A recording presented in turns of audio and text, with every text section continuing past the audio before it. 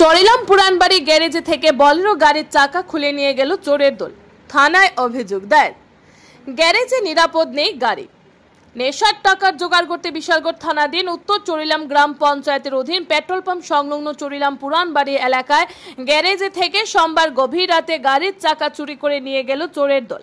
মঙ্গলবার দুপুরে গ্যারেজের মালিক গ্যারেজে এসে দেখতে পায় গ্যারেজে রিপেয়ারিং করতে আসা একটি বলেরো গাড়ির চাকা খুলে নিয়ে যায় চোরের দল।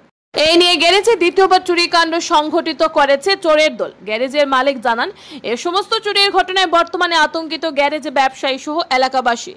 আগে কখনো এরকম চুরির ঘটনা সংঘটিত হয়নি গৌটা এলাকায়। বর্তমানে নেশাগ্রস্ত যুবককে এই সমস্ত চুরিকাণ্ড সংঘটিত করছে গৌটা এলাকায়।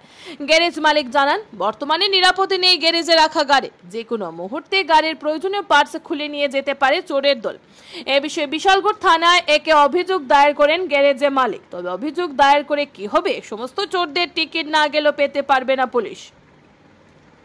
Bureau report R E. Dharmanagar. Charilam Puranbari গ্যারেজে কালকে রাত্রেবেলা আমরা দোকান বন্ধ করে গেছিলাম। তারপরে আজকে সকালে আইসে দেখি এই গাড়ির একটা চাক্কা চুরি হয়ে গেছে। আগে আরেকবার হয়েছিল, পুলিশে জানাইছি না, বলতে জামু এখন জামু আর কি। চরিলাম পুরানবাড়ি এখান থেকে আজকে নিচে, কালকে রাত্রে নিচে একটা চাক্কা, এর আগে একটা চাক্কা নিচে। এখন মনে করেন আমরা তো ধরতে পারছি না, এখন কারে সন্দেহ করুন। নেশাকুর কুট্টাপাটি হইব নিচে।